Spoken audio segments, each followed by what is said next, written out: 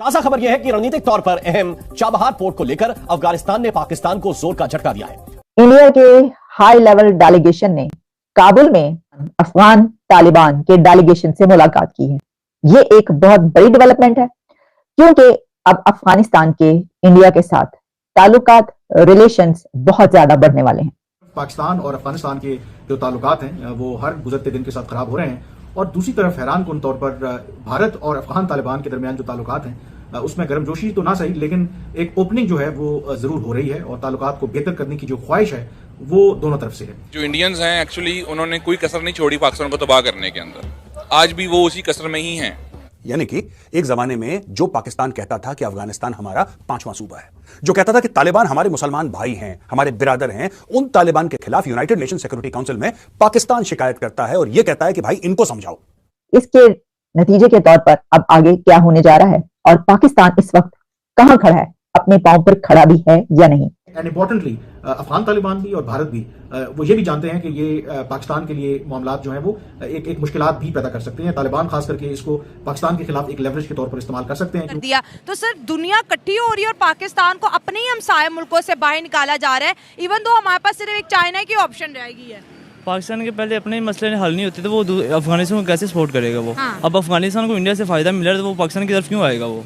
गलत मैंने दुनिया तुम्हें दोगला बोलती है, दुनिया तुम्हें चोर बोलती है। भिखारी तो तुम हो ही, तुम चोर भी हो, दिन में भीख मांगते हो, रात को चोरी करते हो। ये तुम्हारा किरदार है, ये तुम्हारा नेशनल कैरेक्टरिस्टिक है। और उन्होंने दर हकीकत पाकिस्तान यूनाइटेड नेशंस को कह रहा है कि वो तालिबान को कहे कि टीटीपी को कंट्रोल करे। वो क्यों करेंगे भाई? अब ये टीटीपी है क्या है? माजी में अगर देखा जाए तो आप सपोर्टर थे इनके। आपके पिछले प्राइम मिनिस्टर जो है वो कहते थे असेंबली में खड़े होके कि उसामा बिन लादेन शहीद हैं, और उसके बाद आपने जश्न मनाया जब तालिबान आए थे। और टीटीपी जिसका नाम ही तहरीके लबैक पाकिस्तान, तो वो कंट्रोल करें तहरीके तालिबान पाकिस्तान, तो वो अब उनको कंट्रोल करें जाके यूनाइटेड नेशंस किस तरह हो सकता है? और दूसरा ये कि दर हकीकत अगर आप यूनाइटेड नेशंस को कह रहे हैं कि जाके वो इंटरवीन करें, आप कमजोर नजर आ रहे हैं। आप नजर आ रहे हैं कि आप अपने मसाइल खुद हल करने की सलाहियत नहीं रखते। और टीटीपी चाहती क्या है? टीटीपी चाहती है कि वो इस्लामाबाद पे अटैक करे और अपनी मर्जी की इस्लामिक गवर्नमेंट को एस्टेब्लिश करे। अब मैं टीटीपी कौन है? आपके पिछले जो मुर्शद वजीर आजम थे, उन्होंने जो पकड़े हुए थे तालिबान टीटीपी, उनको रिहा किया था। वो कहते थे 50,000 या 5,000 जितने भी ये तालिबान है उनको लाके सूबा सराज के अंदर रिहेबिलिटेट किया जाए, उनको आबाद किया जाए, बल्कि कई किए उन्होंने, उनको लाए वापस। फिर ये टीटीपी कौन है कि आपके पिछले इंटीरियर मिनिस्टर कहते थे कि इनके 5,000 फैमिलियों के फैमिलियां, उनकी बच्चे बीवियां इस्लामाबाद के आसपास रहते हैं। ये अभी कल की बात है, शेख रशीद साहब की मैं बात कर रहा हूं। आज आप कहते हैं कि यूनाइटेड नेशन जाके उनको कंट्रोल करें। तो ये दर हकीकत आपकी अपनी पॉलिसियां हैं। आप कभी एक साइड पे जाते हैं, कभी आप कहते हैं अच्छे तालिबान बुरे तालिबान में फंस जाते हैं, आप कभी कुछ करते हैं कभी कुछ करते हैं, कंफ्यूज है आप हर मामले में। लेकिन अब वो भारत है, उसमें दो चीजें, भारत की बहुत ज्यादा इन्वेस्टमेंट है वहां पे। इन्वेस्टमेंट से मुराद ये है कि आपने देखा होगा कि उनकी पार्लियामेंट की बिल्डिंग भी भारत ने बनाई थी, उनके पुलिस और आर्मी को भी ट्रेन वो करते रहे हैं, और उसके बाद इंफ्रास्ट्रक्चर में उन्होंने बहुत ज्यादा पैसा इन्वेस्ट किया था। 17 काउंसिल जनरल थे उनके वहां पे। तो अल्टीमेटली अभी भारत उनको एक्सेप्ट तो नहीं कर रहा है, लेकिन वो they wanted to normalize the relationship with them, और वो they are moving few steps ahead of you. जिस तरह के आप खुद जो है आप अपने इंटरनल इशू ही नहीं सॉल्व कर पा रहे, आप एक्सटर्नल इश्यूज को किस तरह ठीक करेंगे? दूसरी बात यह है कि अमेरिका आपको कहता है कि रिलेशनशिप भारत से ठीक करें। वो किस तरह कह सकते हैं? वो थर्ड पार्टी है। जब तक आप खुद अपने मामलात ठीक नहीं करेंगे, आपको जब आप दोनों तरफ से आपको एतमाद का इशू है, जब तक आप खुद बेबी स्टेप्स नहीं लेंगे, जब तक आप खुद रियलाइज नहीं करेंगे कि आपकी सर्वाइवल का इशू है कि अपने नेबर्स के साथ रिलेशनशिप ठीक करें, तो तीसरा बंदा क्रॉस अटलांटिक इतने दूर मीलों से बैठ के आपको किस तरह कुछ कह सकता है कि आप अपने रिलेशनशिप ठीक करें? वो भी इसलिए कह रहे हैं कि आजकल you are in the camp of America के आसपास फिर रहे हैं। IMF की वजह से आपने चाइना को अबेंडन किया हुआ है। उन्होंने एक ये टूटी फूटी स्टेटमेंट किसी पेड जर्नलिस्ट के कहने पे दे दी होगी उन्होंने, क्योंकि वरना America is not interested in, देखा जाए तो वो यूक्रेन से ही नहीं निकल पा रहे, उससे आगे नहीं जा रहे। गाजा की जंग जो हालांकि फाइनेंस अमेरिका कर रहा है वो भी उनके कंट्रोल में नहीं है। बर्नी सैंडर यहाँ पे एक बड़े प्रोमिनेंट लीडर हैं। आज से कुछ अर्सा पहले उन्होंने अपनी तकरीर में बड़ी खूबसूरत बात की। उन्होंने कहा कि असला भी अमेरिका दे रहा है, पैसा भी अमेरिका दे रहा है गाजा की जंग में, लेकिन इजराइल अमेरिका की बात सुनने से इनकारी है। पाकिस्तान फारिग हो चुका और बहुत जल्द बिल्कुल ही साइड लाइन होने वाला है, क्योंकि इंडिया के हाई लेवल डेलीगेशन ने काबुल में अफगान तालिबान के डेलीगेशन से मुलाकात की है। ये एक बहुत बड़ी डेवलपमेंट है, क्योंकि अब अफगानिस्तान के इंडिया के साथ ताल्लुकात, रिलेशंस बहुत ज्यादा बढ़ने वाले हैं। और इसके नतीजे के तौर पर अब आगे क्या होने जा रहा है और पाकिस्तान इस वक्त कहां खड़ा है, अपने पांव पर खड़ा भी है या नहीं। तो देखिए, ये तो मुझे समझ में नहीं आती एक ये बात कि आखिर दुनिया के कंट्रीज और पाकिस्तान के हमसाया ममालिक, इंडिया ही को हम ले लें, इंडिया के पास ऐसी क्या गिदर सिंगी है। गिदर सिंह कहते हैं कि आपके पास कोई ऐसी मैजिक वैंड हो, आपके पास कोई ऐसी पावर हो, कोई ऐसी जादुई ताकत हो या कोई ऐसा गुर हो कि आप सबके साथ अपने रिलेशन अच्छे बना लें। और ये जो गिदर सिंह है, मेरे नजदीक इंडिया के पास जो उनकी फॉरेन पॉलिसी और जो उनके फॉरेन डिप्लोमेट्स हैं और जैसे वहां पर स्ट्रेटजीज बनती हैं और पॉलिसीज तरतीब दी जाती हैं, ये है उनका मैजिक वैंड, उनका वो माइंडसेट, उनका आगे बढ़ने का माइंडसेट और पूरी दुनिया के साथ ताल्लुकात बेहतर रखने का माइंडसेट जो है, ये वो मैजिक वैंड है जिससे वो आगे बढ़े।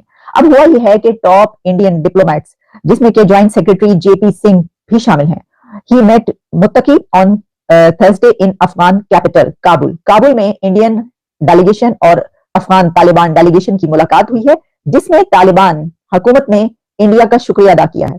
तालिबान ने थैंक यू कहा है इंडिया को, इंडियन के प्राइम मिनिस्टर नरेंद्र मोदी को, और किस पर कहा है कि इंडिया की तरफ से अफगानिस्तान के अंदर बहुत फलाही काम किए गए, चैरिटी के बहुत काम किए गए, पब्लिक इंटरेस्ट के बहुत काम किए गए और उन्होंने शुक्रिया अदा किया है, थैंक यू बोला है। तो तालिबान थैंक यू बोल रहे हैं इंडिया को और कह रहे हैं, साथ ही रिक्वेस्ट भी की है अफगान तालिबान की तरफ से। थैंक यू बोलने के बाद इंडिया से ये रिक्वेस्ट की गई है कि आप आए और यहां पर और भी काम करें, हमें आपकी जरूरत है। हॉस्पिटल बनाइए अफगानिस्तान में, आप सड़कें बनाइए, आप इंफ्रास्ट्रक्चर बनाइए और आप आकर हमारे लिए और भी काम करें जैसे कि आपने पहले किए। तो पाकिस्तान कहां है? देखिए, वो बरादर ममालिक, वो इस्लामिक बरादर ममालिक, वो मुस्लिम उम्मा जो कहा जाता था कभी कि पाकिस्तान और अफगानिस्तान तो बरादराना ताल्लुकात है, वो पता नहीं कहां निकल गए, वो तो आप छोड़ दीजिए, हवा हो गई वो ताल्लुकात। अगर आप पिछले कुछ साल उठाकर देख लें तो जितने खराब ताल्लुकात अफगानिस्तान के पाकिस्तान के साथ पहुंचे हैं, तो उससे ज्यादा तो किसी के साथ नहीं है, बल्कि ईरान के साथ भी, लेकिन अफगानिस्तान के साथ तो हर दूसरे महीने जंग तक हालात पहुंचे होते हैं। अब ये वो बरादराना कंट्री है, इस्लामिक ब्रदर्स कंट्रीज हैं दोनों, अफगानिस्तान और पाकिस्तान, जो कि जिहाद तक मिलकर लड़ते रहे हैं, जिन्होंने यूएसएसआर को तोड़ने के लिए वो जिहाद भी लड़ा और मिलियंस ऑफ अफगानीज पाकिस्तान में एज ए पाकिस्तानी डेकेड्स तक रहते रहे। लेकिन फिर रिजल्ट कहां पर पहुंचा कि पाकिस्तान ने कहा कि नहीं निकाले इनको निकालना शुरू कर दिया और लड़ाई झगड़ा जो है वो वहां तक पहुंचा कि जहां पर दोनों एक दूसरे के सामने कहने लग पड़े कि हम तुम पे हमला करेंगे और हम तुम पे पहले हमला करेंगे। इस सिनेरियो में इस वक्त इंडिया इस वक्त विन विन पोजीशन में है और वो अपनी इस विन विन पोजीशन से बहुत जबरदस्त तरीके से फायदा उठा रहे हैं और अभी तो आगे उठाएंगे। दूसरा, चाबहार पोर्ट की बात करें तो इंडिया के साथ वो इल्हाक कर रहे हैं और वहाँ पे $35 मिलियन की इन्वेस्टमेंट करने को तैयार है। देखें, जिसकी तरफ से जो हड्डी डालेगा लोग वहीं जाएंगे। जो इंडियंस हैं एक्चुअली उन्होंने कोई कसर नहीं छोड़ी पाकिस्तान को तबाह करने के अंदर, आज भी वो उसी कसर में ही हैं। मेरा कहने का मतलब यही होगा, मेरा तो ये रिमार्क्स हो सकते हैं कि हमारी खारजा पॉलिसी जो है उसमें रिलैक्सेशन आनी चाहिए और अगर वो इन्वेस्टमेंट करने को तैयार हैं तो ऑलरेडी जो है स्टेडियम्स हो गए, रोड्स हो गए और भी काफ़ी ऐसी चीज़ें हैं जो कि इंडिया ने तामीर की हैं, काफ़ी ऐसी चीज़ें हैं जो इंडिया ने तामीर की हैं अफगानिस्तान में टू टेक कंट्रोल। लेकिन सर आप ये देखें ना, हम अपने किए हुआ का जिम्मेदार जो है वो इंडिया को नहीं ठहरा सकते। अगर आज अफगानिस्तान जो है वो पाकिस्तान को घास नहीं डाल रहा या पाकिस्तान को एक तरफ छोड़कर इंडिया के साथ इल्हाक कर रहे हैं, इंडिया के साथ दोस्ती कर रहे हैं, तो कहीं ना कहीं इसमें गलती हमारी है ना कि हमारी पॉलिसीज ऐसी थी, हमने अफगानियों के खिलाफ जो है वो इस तरह के इकदाम किए हैं कि आज अफगानी हमसे बददिल हो गए हैं। आप क्रिकेट मैच उठा के देख लें, हमारी इतनी टसलबाजी क्रिकेट मैच में इंडिया के साथ नहीं लगती जितनी पाकिस्तान और अफगानिस्तान क्रिकेट टीम की आपस में लगती है। आई शुड से दैट कि there should be no comment on this all sector. अगर वो जाते हैं तो जाएं, because we are indulge in lots of problem in Pakistan. हमारा IMF का कर्जा है, हमारी प्रॉब्लम्स हैं, तो हम नहीं कर सकते। इस पे कमेंट करना ही बेवकूफ़ी होगी, ठीक है जी। और जहाँ IMF के कर्जे में भी इंडिया आड़े आ गया है ना। इंडिया ने IMF को कहा है कि पाकिस्तान को देखे कि पाकिस्तान जो है वो इस कर्जे को कहाँ इस्तेमाल करता है, मेक श्योर करे कि उसे डिफेंस पर इस्तेमाल ना करे। देखें, सबसे पहली चीज तो ये आती है कि अमेरिका ने जो भी साजिश की, हमने पाकिस्तानियों ने उनकी हेल्प की एयरबेस देने के अंदर, हमने एयरबेस दी उनको और लाखों वानी